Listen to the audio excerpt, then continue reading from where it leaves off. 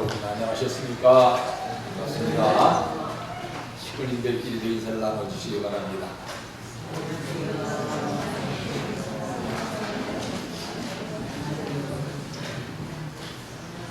먼저 그동안 친구 충평수련원에서 진행하고 있는 주상축복을 완료하신 분들을 확인증을 드리겠습니다. 이자연 권사님 앞으로 나와주십시오.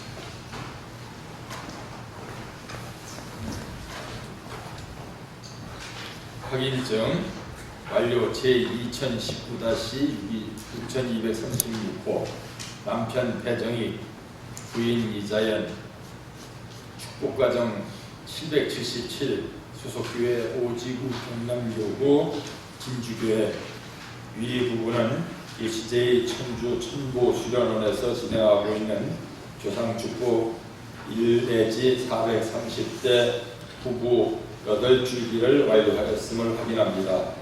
2019년 12월 25일 HJ 천주 천보 수련원장 이성 대도.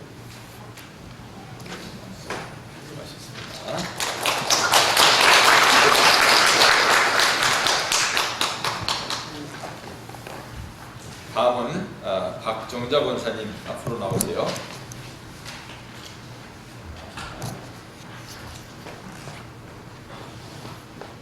네, 내용은 같습니다.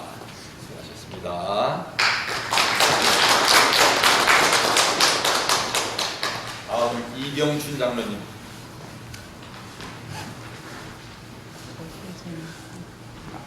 이병춘 장로.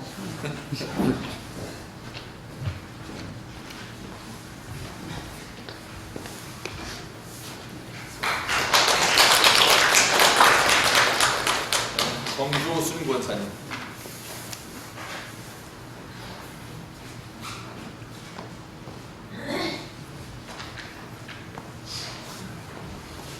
수고하셨습니다. 이용규 장로님.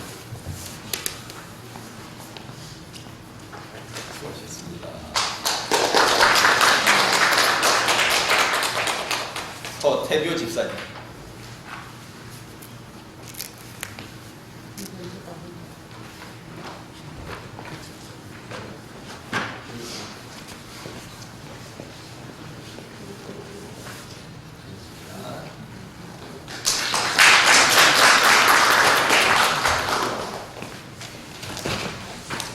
정용철 장로님.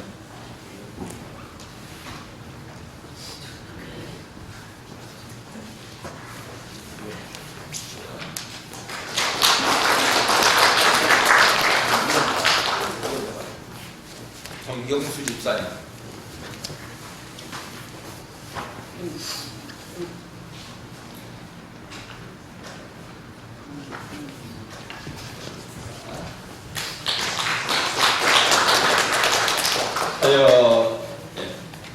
정리에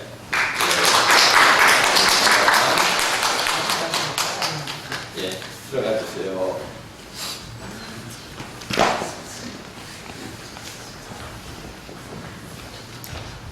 오늘은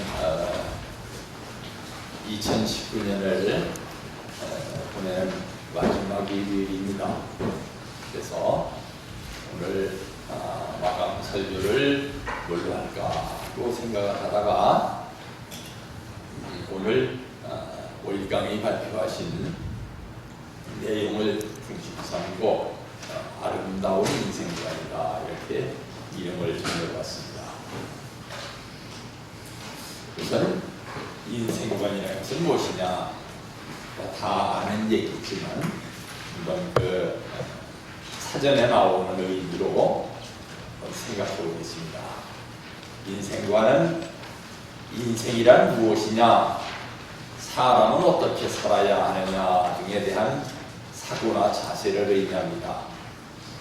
뚜렷이 의식한 형태이건 아니건 간에 사람은 누구나 인생에 관해서 어떤 생각이나 자세를 지니고 있습니다.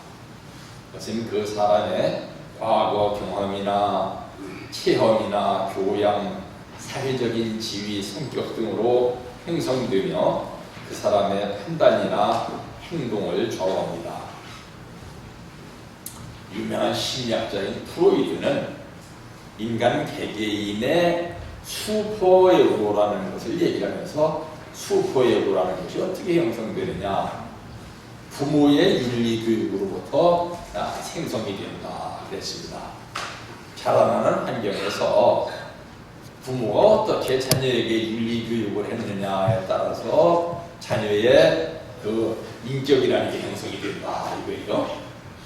그러니까 부모가 자녀를 어떻게 가르쳤느냐에 따라서 큰 죄를 짓고서도 뻔뻔스럽게 돌아다니는 사람이 있는가 하면은 조그만 죄만 지었어도 심지어는 자기 죄도 아니고 남의 죄인데 그거를 가슴 아파하는 사람이 있단 말입니다.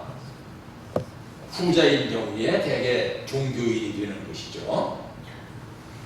그래서 인생관에 대해서 오늘 알아보는데, 성경의 창세기 3장 1절 내지 7절에 보면은 사탄이 인간에게 와서 유혹을 할 때 뭐라 하는가? 하나님이 참으로 너에게 뭘 하시더냐? 이런 얘기를 물어요. 세상에 보면은 간단한 얘기로서 생각을 하더라도 당연히 맞는 얘기가 있는데 그거를 굳이 따지고 대들어가 가지고선 이상한 논리로 끌어가는 사람들이 있습니다.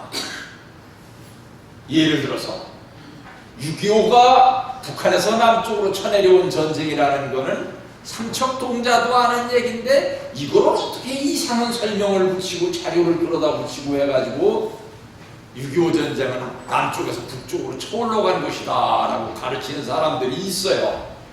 그런데 더 중요한 것은 그런 얘기를 또 믿는 사람들이 있다는 것입니다. 그래서 뭐를 얘기할 때 어떤 입장에서 보면은 당장 들은 그 직관으로 깨달은 것이 맞는 얘기인데 그걸 다시 한번 생각해 보라 해서 참으로 그것이 그러하냐 하고 따지는 사람들이 있어요. 그런 것이 잘못된 얘기일 때가 많단 말입니다. 사탄이 인간에게 와서 물었어요. 참으로 너희더러 동산 모든 나무의 실과를 먹지 말라 하시더냐? 그러니까 여자가 다시 한번 생각해 봤단 말입니다. 우리 보통 선, 악이라고 할 때 악자를 어떻게 씁니까? 버금 아자 밑에다가 마음 실자를 씁니다. 보통 생각해보면 다 알 수 있는 일을 참으로 그렇더냐 하고 다시 한번 생각해 본단 말입니다. 악이라는 게 뭐냐? 다시 한번 생각해 보는 게 악이에요. 한자 풀이로 보면은 당연히 한 번 생각해서 악이면 악인데 참으로 그러하냐? 그래가지고서 다시 한번 생각해 본 게 그게 악이 됐다. 하여튼이 한자를 만든 사람들이 그 참 묘하게 만들어 놨는데 한 번은 마음 먹은 게 아니고 다시 한 번 생각한 것, 그것이 악이다 이거예요. 여자가 아내에게 말하되 동산 나무의 실과를 우리가 먹을 수 있으나 동산 중앙에 있는 나무의 실과는 하나님의 말씀에 너희는 먹지도 말고 만지지도 말라 너희가 죽을까 하노라 하셨느니라. 뱀이 여자에게 이르되 너희가 결코 죽지 아니하리라. 거봐, 두 번 생각해보니까 진실한 뜻을 알겠지. 도둑질은 당연히 하지 말아야 되는 것인데 야, 도둑질도 도둑질 나름이야. 먹는 거는 죄가 안 된다고 했어. 생각해봐. 사흘 굶은 뒤에 나무집 담을 넘어가는 사람이 없나? 자꾸 생각해보라니까 그게 옳은 것 같다는 말입니다. 그래서 인간이 잘못 먹은 마음을 가지고 타락해야 되겠다는 것입니다. 그래서 잘못된 인생관이 형성된 거예요. 잘못된 인생관을 그것이 옳은 걸로 생각을 하고 참 고집을 하면서 사는 사람들이 있어요. 두 번째, 뱀과 인간은 다른 혁명을 해야 됩니다. 성경에 보면은 뭐라고 되어 있는가 하면은 하나님께서 내가 너로 여자와 원수가 되게 하고, 누구에게 한 얘기인가 하면 뱀한테 한 얘기예요. 내가 너로 여자와 원수가 되게 하고 너의 후손도 여자의 후손과 원수가 되게 하리니 여자의 후손은 네 머리를 상하게 할 것이요 너는 그의 발꿈치를 상하게 할 것이니라 하시고, 잘못된 인생관을 가진 사람들은 뭘 올바른 혁명을 해야 되는데, 내가 과거에 뭘 했는지를 꼬치꼬치 해가지고 내 약점을 물고 늘어졌지, 나도 네 약점을 한번 물고 늘어질 테니까 두고 봐 하는 정치를 하는 사람들이 있어요. 그런 사람은 정치 못하는 겁니다.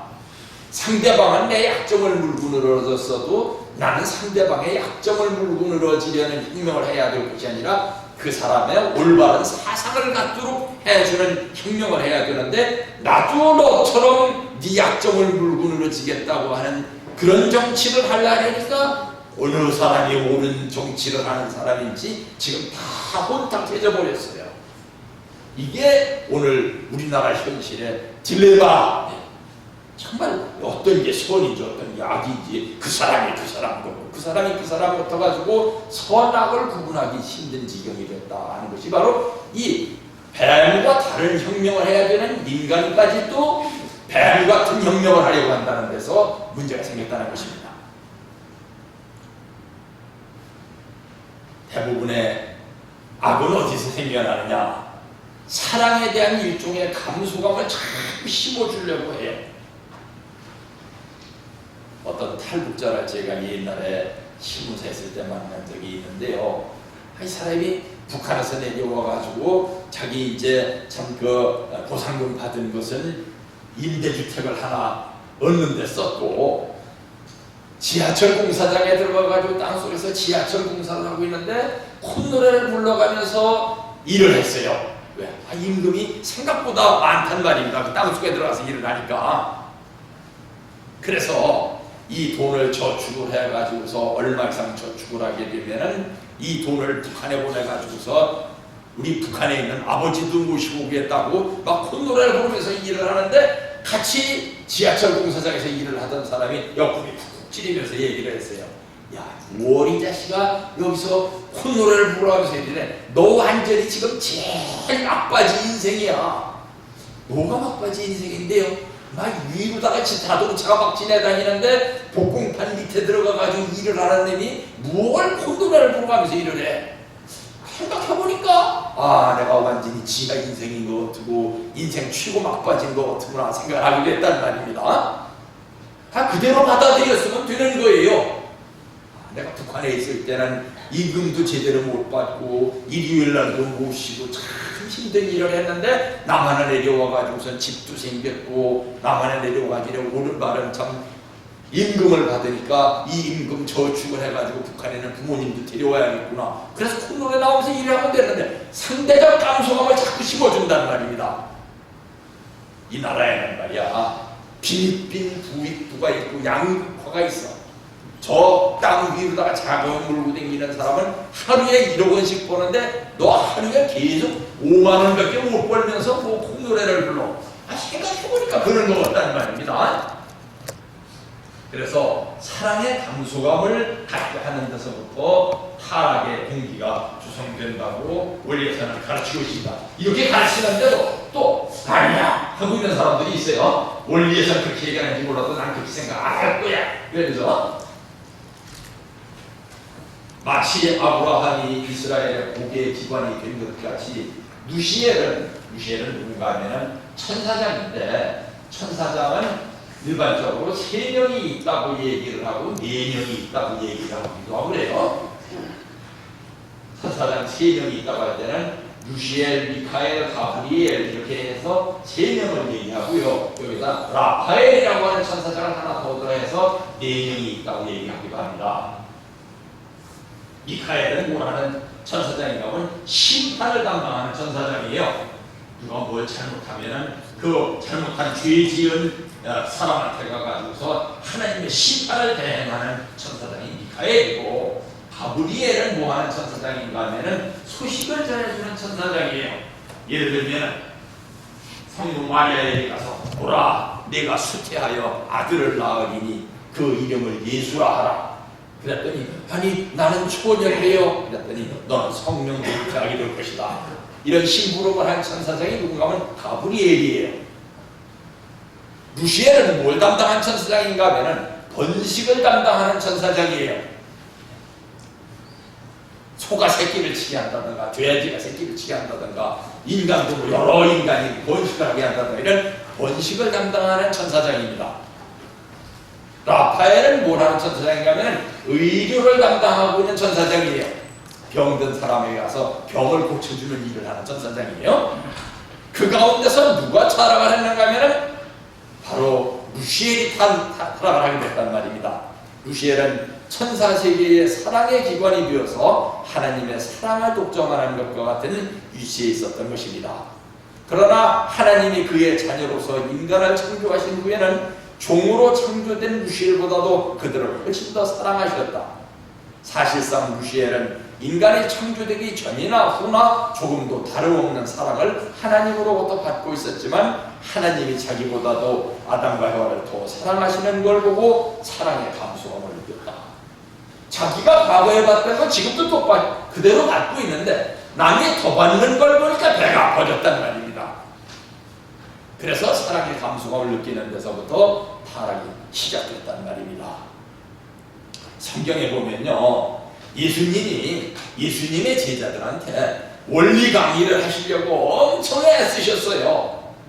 그랬는데 예수님의 제자들이 그 원리 강의를 알아듣지를 못하니까 그냥 원리 강의를 하기 위해서 예로 들었던 그 예화만 이 제자들이 성경에다 적어놓은 것 같아요. 예수님이 이 제자들을 몇 개월 동안 가르치다가 영계로 가셨는가 하면 해수로는 3년인데 개월수를 치면은 17개월 정도래요. 이 17개월 동안 떠먹듯이 이건 이거다 이건 이거다 가르쳐 주셨는데 인간이 못 알아들었단 말입니다. 그 증거가 어디 있는가 하면 바로 이 마태복음 20장에 나옵니다.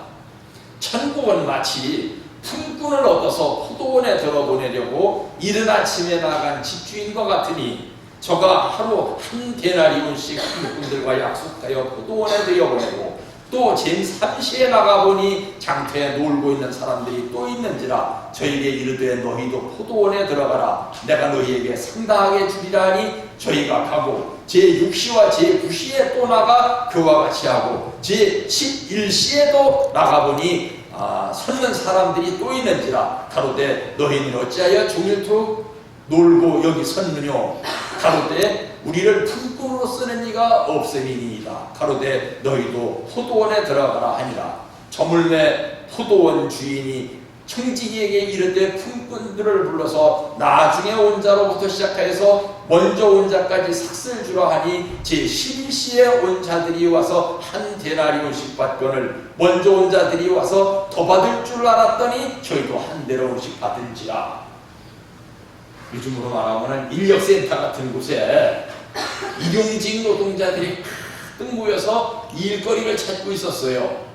그런데 처음에 일거리가 있는 사람이 와가지고 쉬이 둘러보더니 일꾼들을 데려가는데 저 나이 먹은 사람, 저 힘없는 사람은 빼놓고 봐봐 어디 힘 좋고 덩치 좋고 일 잘할 것 같은 사람, 경력도 있는 사람이 먼저 와 해가지고서 한 10명을 데려갔다는 말입니다.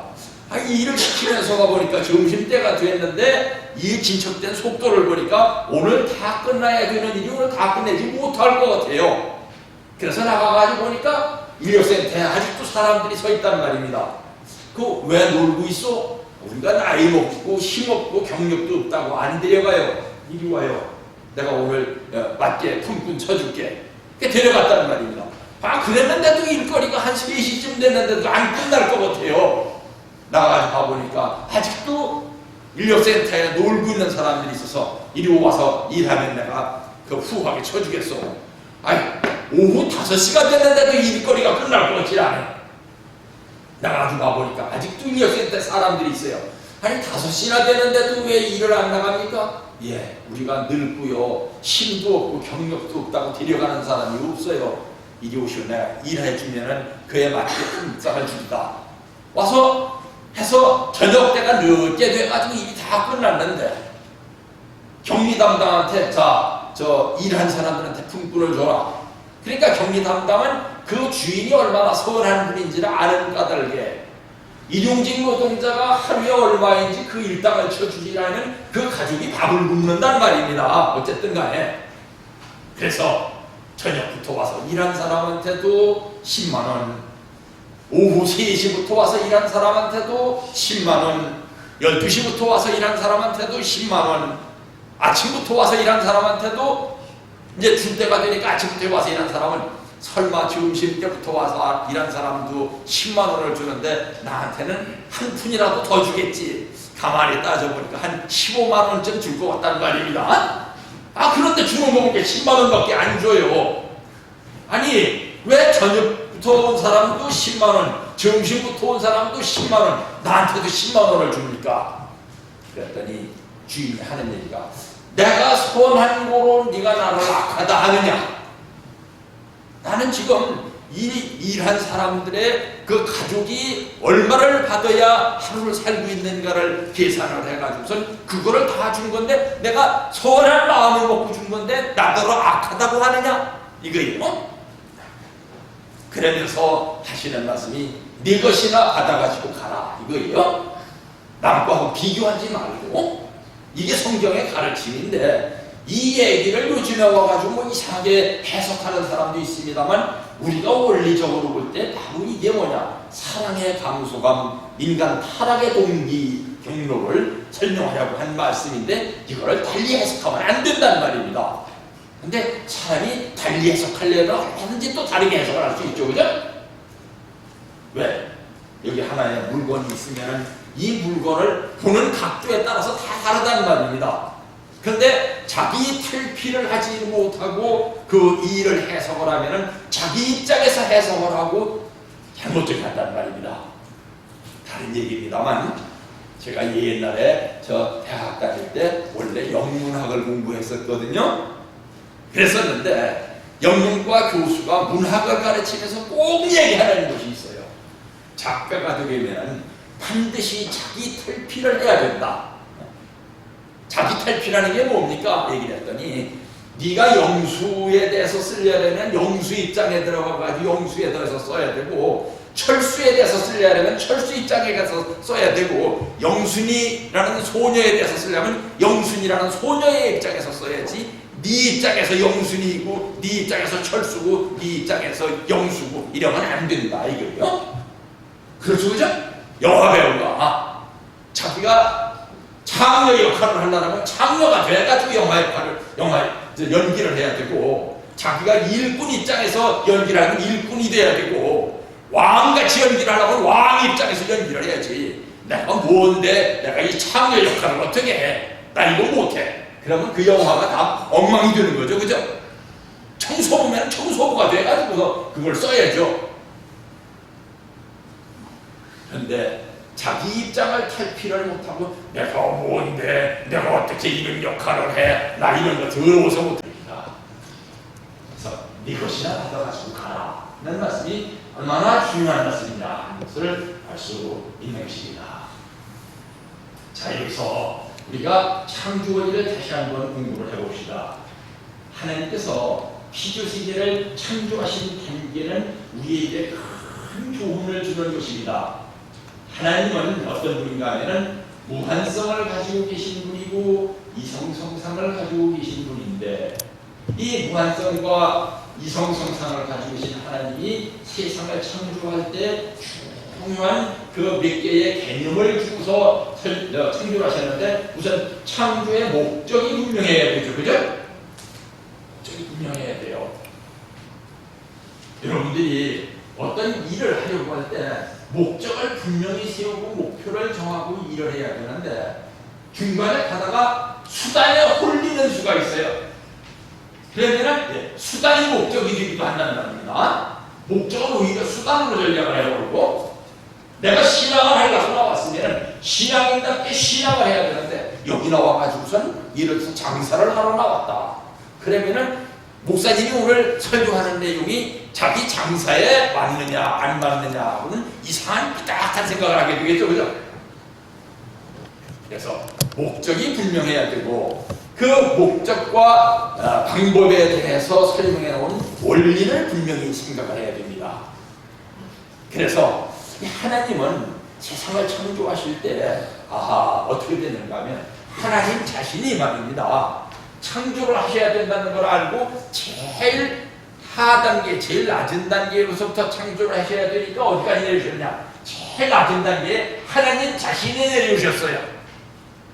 마치 무엇과 같으냐? 아까 말씀드렸듯이 소설을 쓰는 소설가가 어떤 청소부에 대해서 소설을 쓰려니까 자기 자신도 청소부 이 땅에 들어가가지고선 소설을 써야 되는 것처럼 하나님도 가장 낮은 단계에서 창조하셔야 되니까 스스로 제일 낮은 단계에 내려오셨다는 거예요. 스스로 제일 낮은 단계에 내려오셔서 목표를 정하시면 어떻게 정하셨느냐? 제일 높은 곳에 목표를 정하시고 이 목표를 달성하기 위해서 단계적인 방법을 써서 창조를 하셨는데 이 창조를 하시면서 제일 먼저 누구를 창조하셨느냐? 만물을 창조하셨다는 말이에요. 마치 우리가 살림살이를 하려다 보니까 우선 비피할 곳은 있어야 되니까 집부터 짓죠, 그죠? 가구부터 사는 사람이 있습니까? 소파부터 사고 액자부터 사고 주방 집기부터 사는 사람이 있어요? 집부터 지어놓고 그걸 사죠, 그죠? 그래서 단계적인 창조를, 환경을 창조해 놨는데 이 창조된 환경은 고정성이 있는 존재들이에요. 집은 말입니다, 그죠? 집이 지 맘대로 나는 안방인데 울방이 되겠다고 한다든가 울방인데 나는 건너방이 된다든가 나는 마루인데 천정이 되겠다고 한다든가 그럴 수 있어요, 그죠? 그러면 안 되죠, 그죠?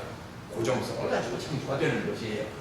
그런데 인간은 창조될 적에 그 집에 들어가서 살아야 되는 인간은 이 고정성을 가지고 창조되지를 않아요. 왜? 그 안에 들어서 자유롭게 살아야 되니까 안방도 갔다 울방도 갔다 소파에도 앉았다 의자에도 앉았다 방바닥에도 앉았다 여러 가지 유동성을 가지고 창조가 되는데 이걸 뭐라고 그러냐? 변화성이라고 한다는 말입니다. 그래서 이 변화성을 가지고 있는 인간은 하나님이 제일 낮은 단계에 내려가서 제일 높은 단계까지 단계적인 창조를 하셨듯이 인간 자신도 제일 낮은 단계에 내려가가지고 식물과 같은 입장에서 출발해서 동물과 같은 입장을 거쳐서 인간기에 도달한다 이겁니다. 이런 단계를 무시한 인간을 갖다가 뭐라고 합니까? 낙하산이라 그러죠, 그죠?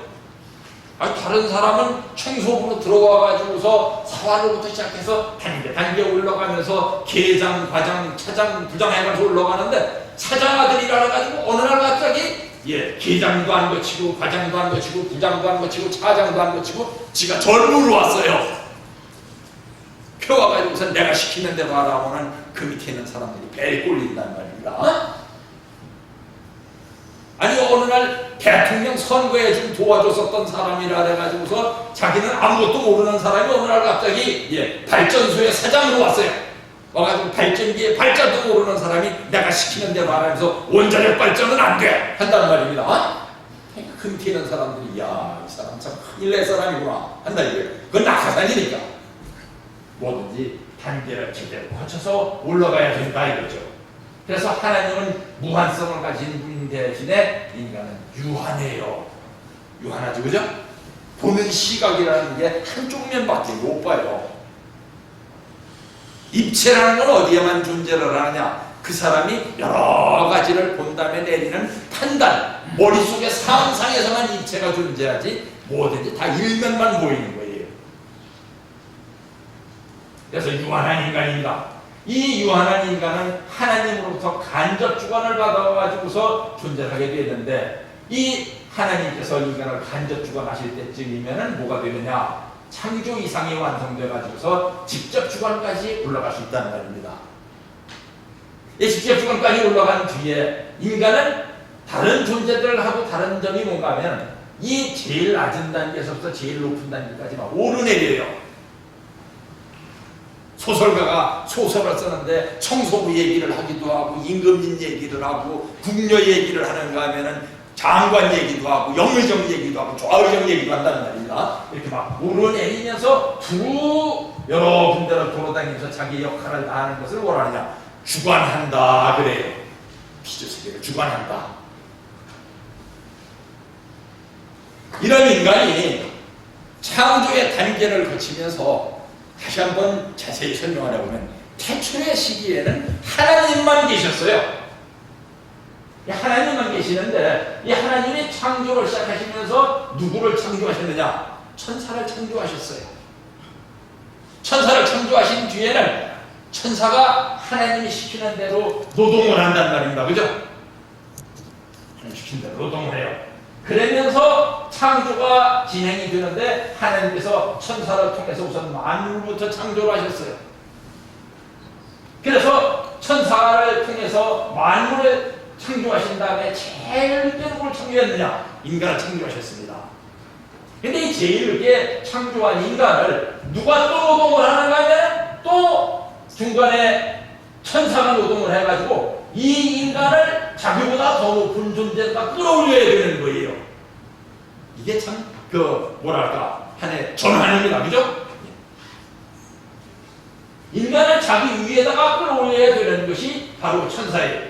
그런 다음에 천사는 만물을 대표해서 인간의 주관을 갖게 된 것이 이것이 창조의 단계였었는데 이 창조의 단계가 어떻게 되느냐?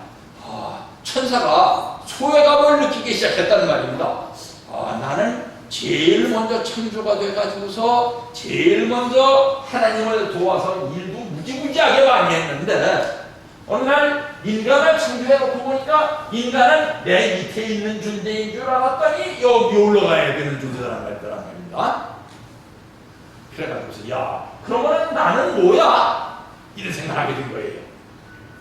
그랬는데 이 문제는 어떻게 해결하게 되었는가 하면 인간이 인간 위치에 올라온 다음에 천사를 사랑해줘야 돼요.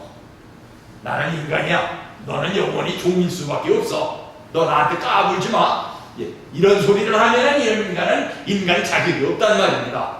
내가 참 제일 아침에 창조됐는데 나는 만물보다도 늦게 창조가 됐어. 그런데 내가 제일 위에 올라서게 돼서 미안해.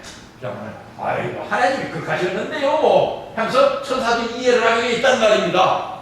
근데 이 인간이 그런 짓을 잘 못했던 모양이에요. 너 나한테 까불지 마. 나는 네 주인이고 내 밑에 종이야. 그러니까 천사가 더 화가 났겠죠. 그죠? 인간의 책임은 뭐냐? 천사를 사랑해주고 천사는 아이고 이렇게까지 안 해주셔도 되는데 이렇게 해야 되는데 또 천사는 만물을 사랑하고 만물은 아이고 참 우리를 대표해서 수고가 많습니다. 이래야 되는데 천사는 천사 역할을 못하고 인간은 인간 역할을 인지를 못하니까 여기에서 이제 사단이 나타났다는 말입니다. 그래서 사단이라고 하는 거예요. 그래서 가인이 아벨에게 순종함으로써만 뭐가 이렇게 되어 있느냐? 우리 강론에 보면 역사의 종말에 있어서도 이 타락 세계는 가인형의 공산 세계와 아벨형의 민주 세계로 분립되는 것이다. 그리하여 마치 가인이 아벨에게 순종 굴복함으로써만 실체 기대가 이루어질 수 있었던 것과 같이 이때에도 가인형의 세계가 아벨형의 세계에 굴복함으로써만 재림 주님을 맞기 위한 세계적인 실체 기대가 이루어져서 하나의 세계를 복귀하게 된다고 가인형 인생관과 아벨형 인생관에서 설명하고 있단 말입니다. 여기에 대해서 다시 한번 설명을 하면 근세 이후에 있어서는 아벨형의 인생관의 계통은 모두 하늘 편이요 가인형 인생관의 계통은 모두 사탄 편이다. 이러한 의미에서 유월론자는 가인형의 인생관의 결실이기 때문에 인간적으로부터 그가 아무리 양심적이고 남을 위해 헌신을 한다고 해도 그는 사탄 편이다. 이게 규정이 되어 있어요. 그런데 글쎄 그것도 다시 한번 생각해 봐야 돼요. 이런 데서 악이 생겨난단 말입니다. 어떤 그림을 한번 봅시다. 아마 이제 조금 있으면 이런 시즌이 올 거예요. 어떤 시즌이 온가 하면 대학마다 가보면 그동안 대학에서 ROTC가 장일에 훈련을 받았었던 학생들이 장교가 인관을 받게 됩니다. 장교 인관 받을 때는 그 장교 인관 받는 자리에 제일 1등으로다가 졸업하는 장교는 뭘 하느냐? 대통령이 계급장을 달아줘요. 근데 그 밑에서 2등, 3등만 해도 괜찮은데 278등, 756등, 2042등 한 사람이 왜 대통령이 저 사람한테는 자기가 계급장을 달아주고 꼴찌인 나한테는 안 달아줘? 이런 생각을 하게 되면 그게 좀 이상하겠죠, 그죠? 그 당연하죠. 그 수천 명한테 대통령이 다 달아줄 수는 없잖아요. 그러면은 그 그 나머지는 누가 달아주느냐? 상급자가 달아주든지 부모가 달아주든지 친구가 달아주든지 애인이 달아주든지 합니다. 지금 여기 대통령이 계급장 달아주는 사람은 누가 하면 노무현 대통령. 이 사진은 딴 사람도 있지만 노무현 대통령이에요. 왜 이 사진을 하필이면 노무현 대통령 사진을 썼느냐?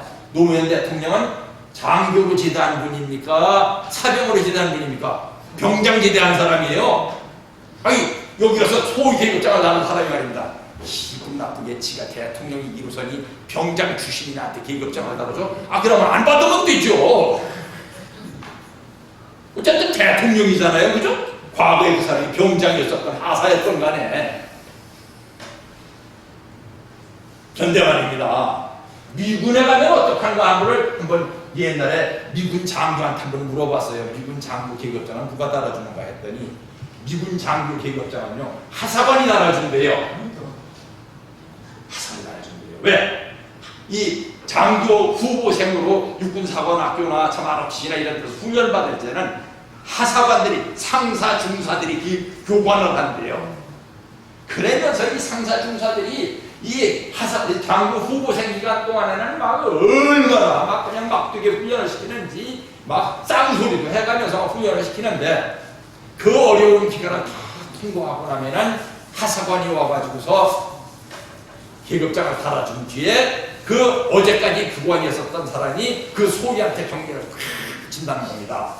장교님 수고하셨습니다. 오늘부터는 제 상관이십니다.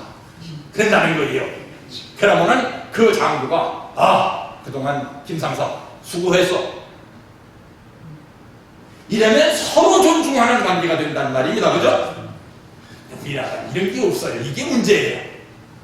그러니까 장교는 하사관을 알기를 우습게 알고 하사관은 장교한테 못마땅하게 생각하고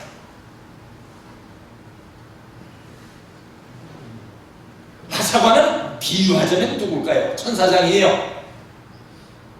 장교는 비유하자면 누굴까요? 인간이에요.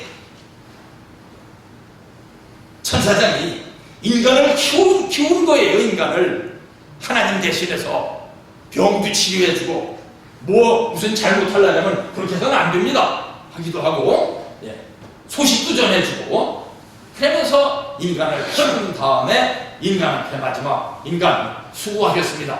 그러면 천사장 그동안 수고했다. 이렇게 일이 돼야 되는 것인데 이렇게 일이 안 되는 것이 바로 타락에 섰단 말입니다. 그래서 사랑의 감소감이라는 것이 생긴 거예요.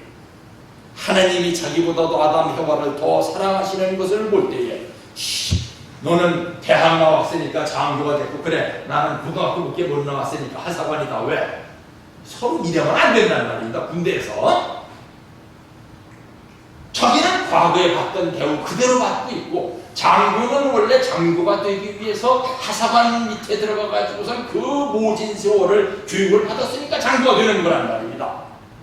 그래서 하나님이 자기보다도 아담 해와를 더 사랑하시는 것을 보고 사랑에 대한 감성을 느끼면 안 되는 것인데 그렇게 됐단 말입니다. 그래서 타락의 과정을 다시 한번 보면 이래요. 인간을 여기에다가 올려놔야 되는 것이 천사의 책임이고 그 책임을 다하기 위해서 천사는 수없이 많은 노동을 했는데 자기가 어떻게 했냐? 하나님의 창조가 더 진전되는 것을 태클을 넣은 거예요. 그리고 인간을 여기다 올려놓는 데 대해서 나 그거 못해. 그런 다음에 어떻게 했느냐? 자기가 인간이 올라갈 위치에 올라가 버리고 인간 너는 이 밑으로 내려가 되시오 하고 밑으로 꼬로박아 버리니 이게 바로 타락이란 말입니다. 사실 말입니다. 회사에 있어서 사장도 있고 노동자도 있는데 노동자가 보기에는 사장이 아이고 하는 일 없이 골프나 치러 다니고 못된 짓이나 하고 그러면서도 월급은 훨씬 더 많이 받고 좋은 자가용 굴리고 다니는 것 같지만 노동자는 하루 일과가 끝나면은 달 뽑고 잘 수가 있어요. 그죠? 휘파람 불고 퇴근하고. 그런데 사장은 집에 가가지고선도 전화 벨소리만 나면은 가슴이 덜컹덜컹 내리는 게 그게 사장이에요. 그런 거를 위계 질서를 보고 너는 이 내려가고 나는 여기 올라가겠다 되면은 이제 그 뒤는 안 된다는 말입니다. 그러다 보니까 어떻게 됐어요? 결국 공산주의 국가는 뭐에 실패해서 붕괴됐습니까? 경제에 실패해서. 살림 아무나 하는 줄 알고 내가 살림 한번 해보겠다고 공산주의자들이 그 위에 올라가가지고 앉아봤는데 해보니까 안 되거든요. 전 시간에도 얘기를 했지만, 김정일이가 왜 박정희 대통령을 제일 존경한다 그랬느냐? 자기도 해볼 거 다 해봤어요. 강제 노동수 용소도 만들어봤고, 불러다가 강제 노동도 시켜봤고, 남의 나라에 돈 꾸러도 다녀봤고, 다 해봤어요. 근데 돈 꾸러 다녀보니까 돈을 아무나 꾸어주지를 않더라 이거예요. 그런데 박정희는 어떻게 돈을 그렇게 꾸어다가 차관을 얻어다가 경제를 일으켰을까? 자기도 돈 꾸어다가 공장 지어봤어요.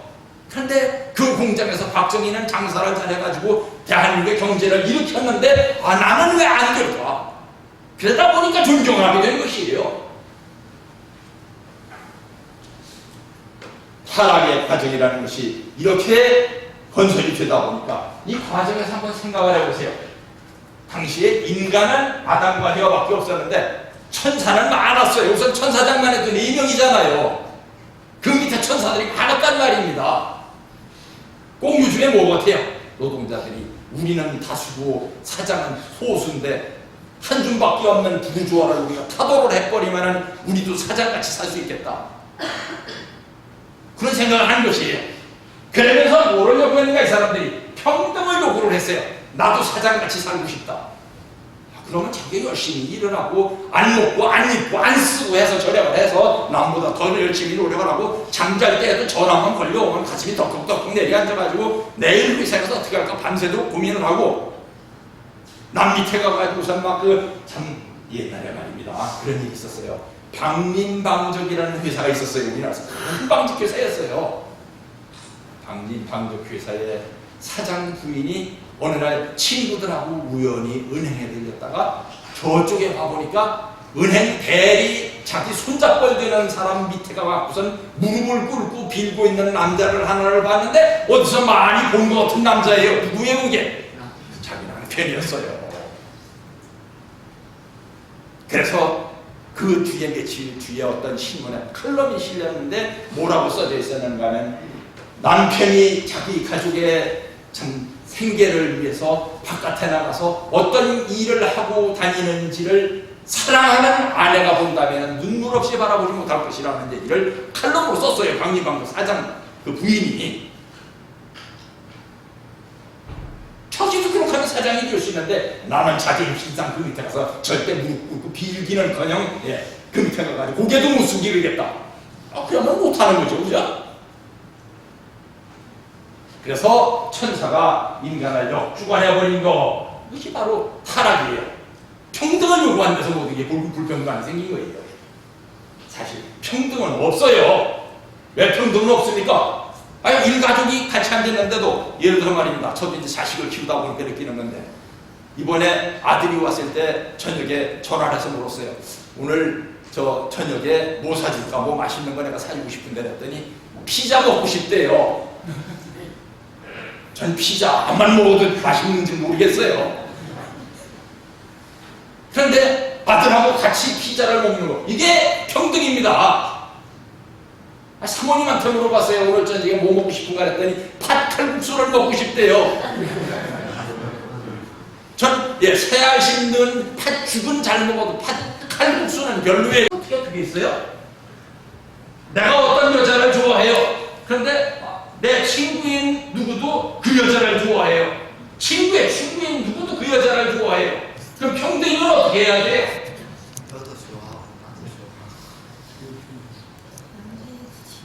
그래서 타락의 과정이라는 것이 이렇게 됐다는 말입니다. 그러면 복귀의 과정은 어떻게 해야 되느냐? 여기에서 문제가 생겨서 이것만 다시 한번 볼게요. 그래서 이 위치에 인간을 누가 올려줘야 되느냐? 천사가 올려줘야 되는 거예요. 내가 잘못했습니다. 회사 경영을 아무나 하는 줄 알았더니 사장 자리에 앉아서 보니까 아이고 그거 아무나 하는 게 아니대요.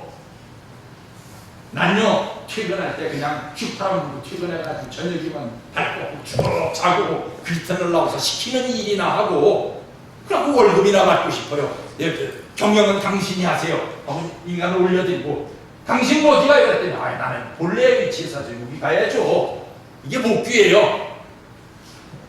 그리고 어떻게 되느냐, 천사가 역주관을 하던 위치에서 역복종을 해야 돼요. 우리 교회에도 말입니다, 이런 일이 가끔 생겨요.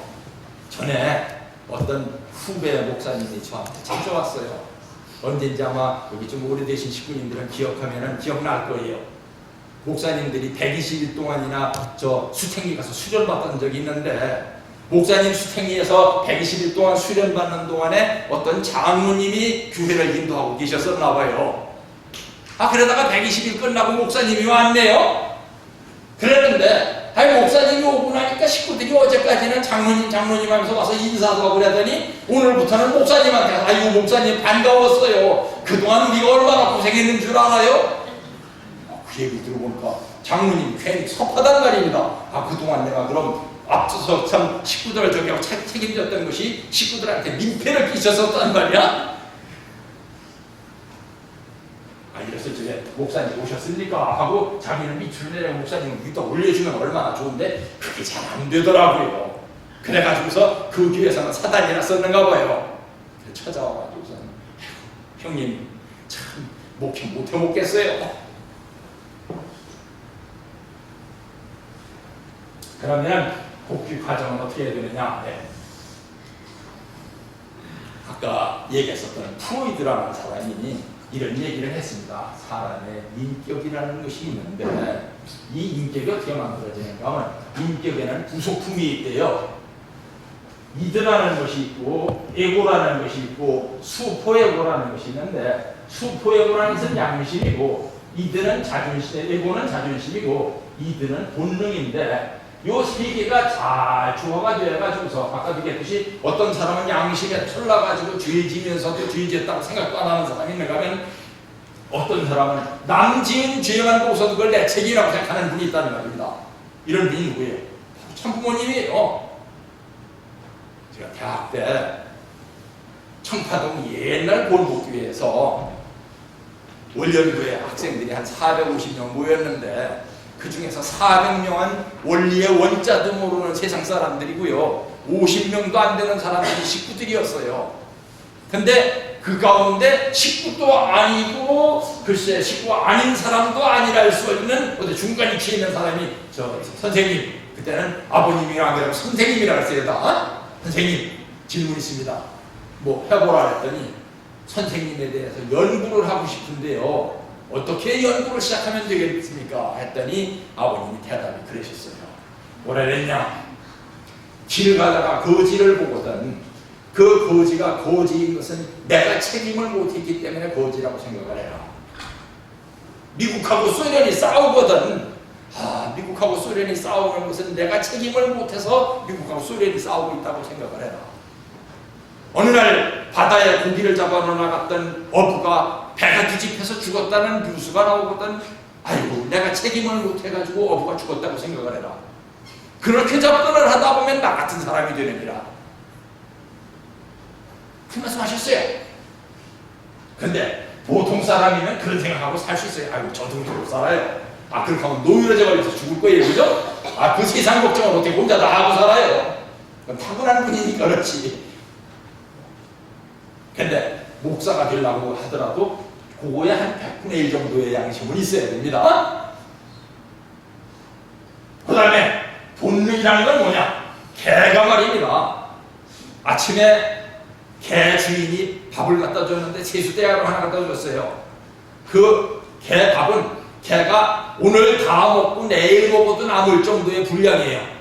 그래서 개가 아침을 먹고 있는데 다른 개가 지나가다 말고 배가 고파가지고 나도 좀 먹으면 안 되니? 하고 물었어요. 그랬더니 양보하는 개 오셨어요? 없어요. 와가지고 무슨 얼렁얼렁 하면서 뭐 저기 하려면 하면서 이건 내 거니까 건드리지 말라고. 이게 개예요. 이거는 이드만 가지고 있습니다.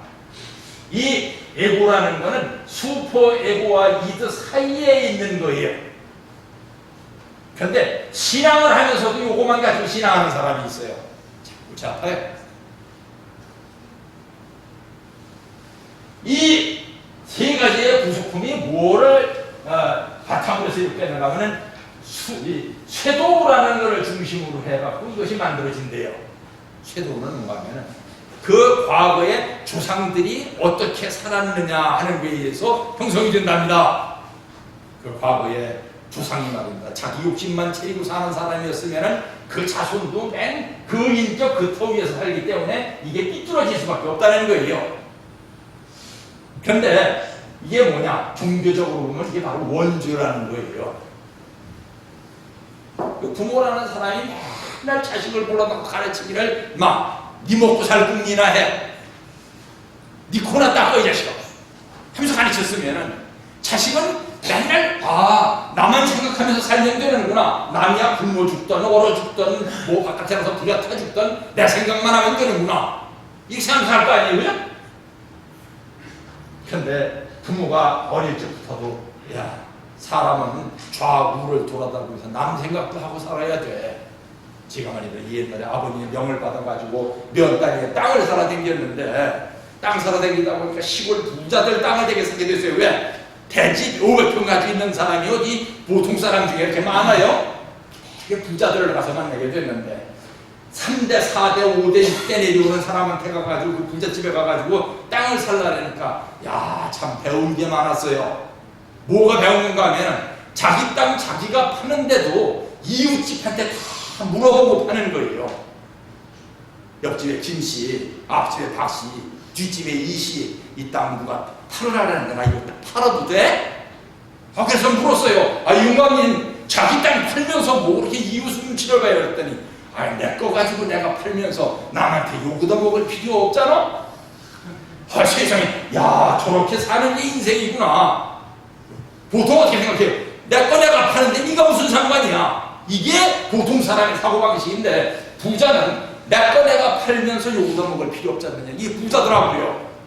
심지어는 그 땅 팔면서 미국 가 있는 아들한테도 물어보고 영국 가 있는 딸한테도 국제전화를 해가지고 30분씩 토론을 해요. 그래가지고서 다 동의를 얻은 다음에 팔더라 이거예요. 그러니까 물질 축복을 받고 사는 거예요. 이 쇄도 밑에는 뭐냐? 리비도라는 것이 있다 했어요. 프로이드가. 이 리비도는 뭐냐? 성욕이래요. 이게 사람이 성욕을 관리를 잘못하면 그것이 죄가 되고 그것이 인격을 망친다. 뭐하고 비슷해요? 우리 원리하고 비슷하죠, 그죠? 그래서 이 성욕이 뭐를 통해 가지고 잘 관리가 되냐? 건전한 가정생활을 통해서 잘 관리가 돼야만 내 후손이 좋은 후손이 태어나서 내 후손이 좋은 인격을 가지고 살면은 좋은 인격 가진 사람이 복 받는 사람이에요. 바로 왜?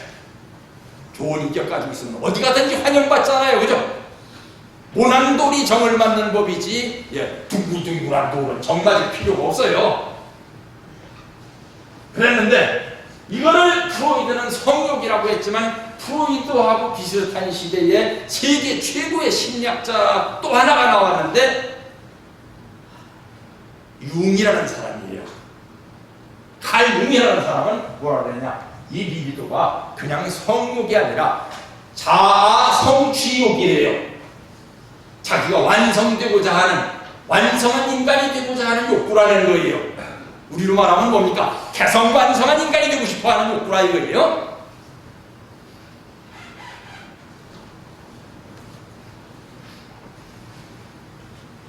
바로 오늘 새벽 5시에 참모님께서 미국에서 뉴저지주의 뉴워크라고 하는 체육관에서 그 체육관의 이름은 프루덴셜 센터인데 여기에서 WCLC라고 하는 행사를 하셨어요.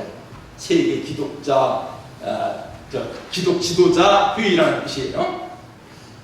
이 단체를 회의를 하시면서 이 앞에 봐보세요. 평화는 나와 함께 시작됩니다. 우리 원리는 물론 평등도 중요하지만 평등의 목표가 있어야 된다 이거예요. 그 평등의 목표는 뭐냐? 평화예요. 평등은 목표라고 볼 수 없어요. 방법이지. 그리고 끝난 다음에는 평화결의 문에 서명을 하셨습니다. 우리 가정맹세 4절을 다시 한번 읽어봅시다. 뭐와? 자유와 평화와 통일과 행복의 세계를 만드는 데에 우리의 목표가 있다는 말입니다. 그리고 세계 기독교 성직자 협의회의 회원들에게 심지어는 그 많은 무슨 대통령 출신한테도 뭐를 줬느냐? 평화대사 메달을 주셨어요. 그 평화대사 메달을 받은 사람한테는 누구 있느냐? 여기에 봐보시면 잘 안 보시겠지만 하대배 선지자도 이날 평화대사 메달 받았어요. 이 자리에 또 평화대사도 계신 분이 있을지도 모르는데 평화대사라는 게 그렇게 아무한테나 주는 직책이 아니에요. 굉장한 가치예요. 이게 전직 대통령도 평화대사 메달 받고 지금 싱글벙글하고 있어요. 이래 타락의 동기와 경로를 다시 한번 봐보겠습니다. 하나님께서 아담 하와를 창조하신 뒤에는 천사장에게 전에 봤던 것과 사랑을 똑같이 주셨어요. 그랬는데 이 사랑으로 창조된 천사가 보기에 자녀로 창조된 아담 하와가 사랑을 더 받는 것을 보고서 아, 내 걸 뺏어갔구나 생각을 했어요. 꼭 모처럼 마르크스가 노동자들이여 네가 차지할 임금을 사장이 띄어먹기 때문에 네가 못 사는 것이더라고 얘기하는 거하고 비슷하죠, 그죠? 그래서 인간을 유혹해서 영적으로 타락시켰습니다. 영적 타락은 뭐냐? 사상적으로 잘못된 사상을 갖게 하는 거예요. 세상에서 해와가 지가 주관을 받아야 될 아담을 주관해버렸어요. 이걸 뭐라 하느냐? 육적 타락이라 그래요. 세상에는 엘리트와 대중이 있는데 엘리트에게는 무서운 책임이 있습니다. 엘리트는 그렇다 해서 지 맘대로 해도 되느냐? 지 맘대로 하는 사장은 금방 망하더라고요. 와보니까 제 친구 중에 하나가 부모한테 물려받은 재산 가지고 큰 회사 하나 새로 만들었는데 무슨 큰 회사냐? 식당을 굉장히 큰 식당을 하나 차렸어요. 그랬는데 정말 망하는데 딱 3달 걸리더라고요. 왜? 그 식당 경영하면서 방 하나 차지하고 앉아서 저는 날마다 보수도만 하고 앉아있는 거예요. 사람들 불러가지고. 그래도 되는 줄 알았었어요. 그렇게 해서 운영되는 회사가 있어요. 망하더라고요. 엘리트의 책임이라는 참 무서운 것입니다. 그래서 이 사진 한번 봐봅시다. 저는 이 사람이 말입니다. 뭐 어떤 사람들은 죄가 없으니 석방을 하라고 얘기를 하는데 그렇게 생각 안 해요. 이 사람은 엘리트의 책임을 다 못한 사람이에요. 이 사람은 테미스토클레스라고 하는 유명한 그리스의 영웅입니다. 옛날에 이 사람이 정치가가 되겠다고 하니까 이 사람의 아버지가 바닷가에 나가가지고 뭘 보여주는가 하면 폐선된 군함을 보여줘요. 폐선이라는 게 뭔지 아시죠? 그죠? 군함으로서의 생명이 다 해가지고 바닷가에 버린 거예요. 그냥 그 절반이에요. 그냥 버렸어요. 폐선된 군함을 보여줘요. 그랬더니 테미스토클레스가 아버지한테 물어요. 아버지 저걸 왜 보여주십니까? 그랬더니 정치가야말로는 저런 것입니다. 사람이 사람을 다스리는 사람은 나중에 그 사용 기간이 끝나고 나면 저런 취급을 받는다 이거예요. 남을 다스리는 위치에 있을 때 그나마 사명을 다하기 위해서 몸부림을 쳤으면 비참하게까지는 안 되는데 자기 사명을 다하지 못한 사람은 이렇게 맞는 거예요. 그건 엘리트는 이런 무서운 책임이 따르는 자리예요. 사장이 잘못하는 바람에 회사가 망해가지고 그 밑에 몇만 명이나 되는 사람이 실업자가 되고 몇만 명이나 되는 사람을 원수로 만드는 그런 우리 사회에서 많이 보잖아요. 그래서 인간 복귀의 경로를 다시 한번 살펴보면 아담 하와는 자녀의 역할을 다하고 천사는 자기의 사원의 역할을 다해가지고 영적 타락과 육적 타락을 했었던 그 결과를 어떻게 해야 되느냐? 성주직과 3일 행사에서 복귀해야죠. 그죠? 그래서 여기 3일 행사 하셨던 분들 생각해 보세요. 첫날 남자가 위에 있었어요? 여자가 위에 있었어요? 여자가 먼저? 아니에요. 남자가 여자를 먼저 위에다 올려주고 여자로부터 인정을 받은 다음에 남자의 위치를 복귀하는 거예요. 마치 모처럼 인간이 천사장으로부터 인정을 받아야만이 천사장으로부터 받은 인정의 터 위에서 자기의 위치를 확보한다는 말입니다. 그래서 끝날에는 반드시 뭐가 일어나게 되느냐? 여성 해방운동이 일어나게 돼 있어요. 그 위치를 확보하려고. 그래서 창조의 단계라는 것은 우리에게 무한한 교훈을 주는 것이다 이겁니다.